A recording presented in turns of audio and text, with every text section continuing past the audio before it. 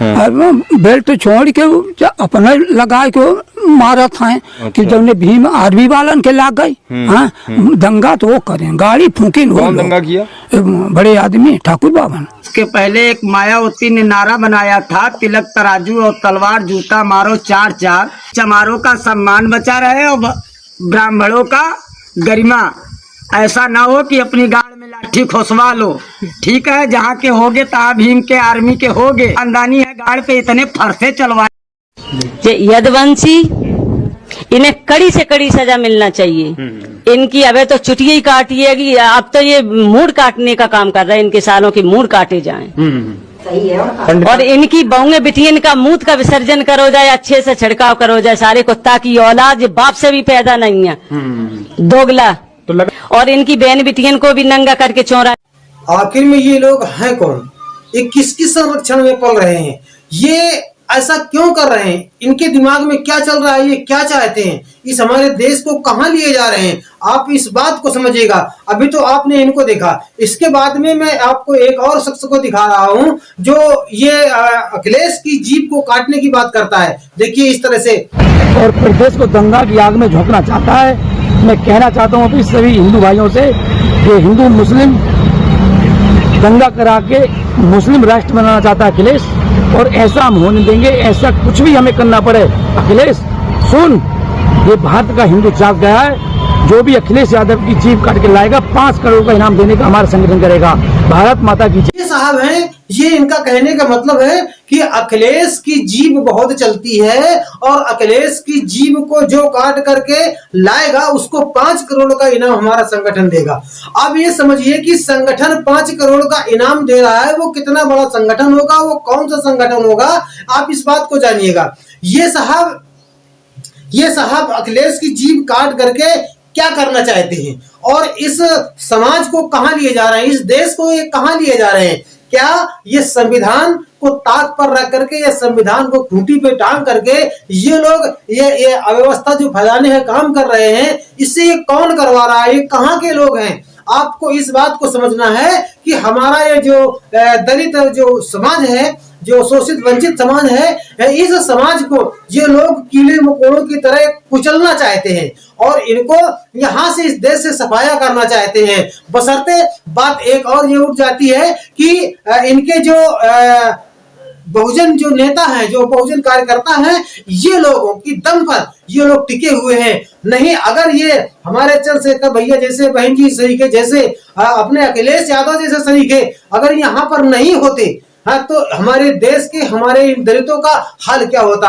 अब एक मैं आपको बात बता रहा हूँ कि जिस तरह से ये लोग इस तरह से अपनी वाणी निकाल रहे हैं, तो ये वाणी क्या है? ये एक आग है, ये एक जहर है हमारे समाज के लिए। और इस समाज को ये जहर फैलाने का जो ये काम करते हैं, इस काम को आप लोगों को समझना है कि ये हमारे देश को कहां ले जाएंगे। तो इसी तरह से एक कांड होता है प्रयागराज करछना में।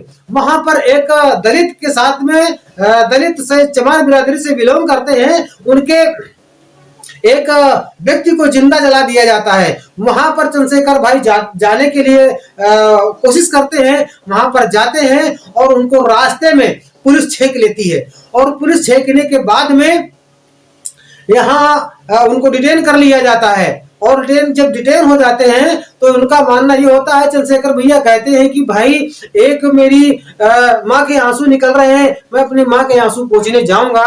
वो और जिस भाई का, जिस बेटे का वहां पर जो निर्मम हत्या की गई है, मैं उस परिवार से मिल करके मैं उनके दुख दर्द को बांटूंगा, मुझे जाने दो। मगर प्रशासन इतनी बुरी तरह से इनको छेक लेता है, पकड़ लेता है और ये कहता है कि वहां पर अव्यवस्था है, झगड़ा होने की शंका है, इसलिए वहां पर आपको जाना उचित नहीं है और आप 2 घंटे का आप वेट करिएगा, मैं आपको वहां पर पहुंचाऊंगा। मगर चंद्रशेखर भैया ने कहा ठीक है, चलो ठीक है, मैं रुक लेता हूं और 2 घंटे के लिए वहां पर ये तो रोड जाम कर देते हैं, वहां पर बैठ जाते हैं। इसी तरह से फिर जो तो उनको 2 घंटे के बाद में हिरासत में लिया जाता है और चंद्रशेखर भाई ये कहते हैं कि भाई मुझे वहां पर जाना है, मुझे जाने दो, मैं जाऊंगा, किसी भी हालत में मुझे वहां पहुंचना है। मगर उनको वहां पर नहीं जाने दिया जाता है। और क्या होता है कि जब काफी देर तक ये वहां पर बंद रहे, लोगों को पुलिस प्रशासन चंद्रशेखर भैया को बंद रखा, तो जो भीम आर्मी के लोग थे उनके अंदर थोड़ा टेंशन हुआ कि हमारे भैया को वहां पर बंद कर रहे हैं। इस तरह से जो तो ये कहा जाता है कि भीम आर्मी के जो कार्यकर्ता थे, जो लोग थे, जो जन सैलाब था वहां पर, वो भड़क गया और चंद्रशेखर भैया के लिए जो तो उनको छुड़ाने के लिए यहाँ पर उन्हें पथराव और झगड़ा शुरू कर दिया, गाड़ियां भी फूंकी और तमाम सारे जो तो उपद्रव किया वहां पर। मगर ऐसा कुछ नहीं है। मैं आप लोगों को ये बिल्कुल सही बताने की काम करूंगा और दिखा भी रहा हूं, और आपको जो क्लियरिटी है वो भी मैं आपके सामने रखूंगा। तो चंद्रशेखर भैया के ऊपर जो ये लांछन लगाया जा रहा है बिल्कुल सरासर गलत है, ये अन्याय है।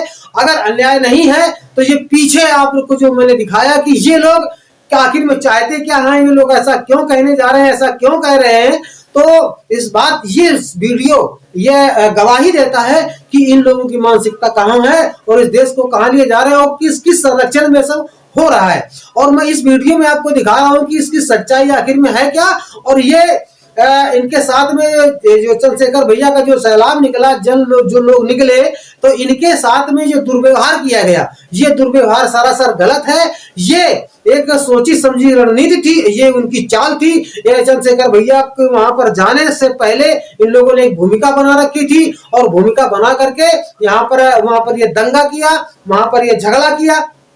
तो देखिए, ये जो वहां का जो पीड़ित परिवार है, उस पीड़ित परिवार से मैं थोड़ी सी क्लिप आप लोगों को दिखाने का काम करूंगा। इतने से ही आप समझ लेना कि नहीं, हाँ, चंद्रशेखर भैया के साथ में क्या हो रहा है और क्या हुआ है। और इस बात को चंद्रशेखर भैया ने समझा और समझ करके उन्होंने क्या कहा, उनका झंडा छोड़ के दूसर के लगाए के का कहते गिट्टा मारत बाटे, तब भीम आर्मी वाले का करें आप। अच्छा, दूसरा था कोई का करें। हाँ, दूसरा धरवारा कुल भुंदा कुल इकट्ठा हनुमानपुर भड़ेरा बरमनई, तो वो छोड़ के झंडा, हाँ, बेल्ट छोड़ के अपने लगा के मारत हैं। अच्छा। कि जब भीम आर्मी वालन के लाग गई, हाँ, दंगा तो वो करें, गाड़ी फूकी। कौन दंगा किया? बड़े आदमी ठाकुर ब्राह्मणों ने किया। हमारे गांव के कोई नहीं थे, यहाँ भड़ौरा के बाभन ठाकुर किए थे सब। उन्होंने पहले पथराव किया था, इसीलिए भीम आर्मी पे पथराव किया, पुलिस पे भी पथराव किया, इसीलिए भीम आर्मी ने दंगा।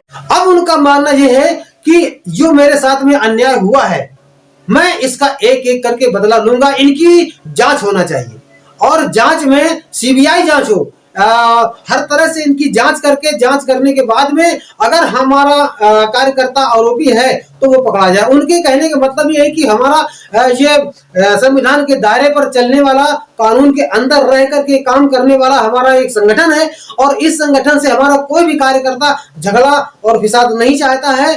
वो शांतिपूर्वक ढंग से अपनी बात सड़कों पर कहने का काम करता है।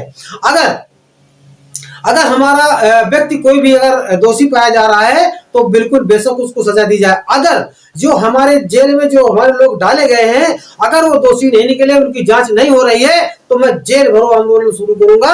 और मैं जो मेरे कार्यकर्ता, जो मेरे दलितों को जो वहां पर गलत ढंग से उनको जेल भेजा गया है, उसके लिए मैं एक एक बदला लेने का काम करूंगा। इसलिए मेरे प्यारे साथियों, इस वीडियो को ज्यादा से ज्यादा लोगों तक शेयर करिएगा और इस बात को समझिएगा कि आपकी समाज में क्या हो रहा है और आपको करना क्या है। ये आपके साथ में जो हो रहा है बहुत ही अनर्थ हो रहा है। इसके पहले मैं अपना परिचय देता हूं। मैं लालचंद सतमारक और मेरा रॉन्ग नंबर यूट्यूब चैनल और सतमारक रॉन्ग नंबर और सतमारक राइट नंबर, ये दो मेरे यूट्यूब चैनल है। साथियों, इनको फॉलो करें, सब्सक्राइब करें और लाइक भी करें और साथियों तक इसको जरूर भेजें। तो मेरे प्यारे साथियों, ये जो चंद्रशेखर भाई के साथ में जो हो रहा है, ये एक नया नहीं है। ये हमारे पिछले जो बहुजन हमारे जो नेता हुए हैं, हमारे जो बहुजन बड़े बड़े कार्यकर्ता हुए हैं, जिन्होंने इस समाज के लिए लड़ाई लड़ी है, उनके पीछे आरोप उनके ऊपर लगाए गए हैं। उनको गलत ढंग से उनको जेल भेजा गया, उनके साथ में अन्याय अत्याचार हुआ है। ये कोई नई बात नहीं है। इसलिए हमें संघर्ष करना होगा।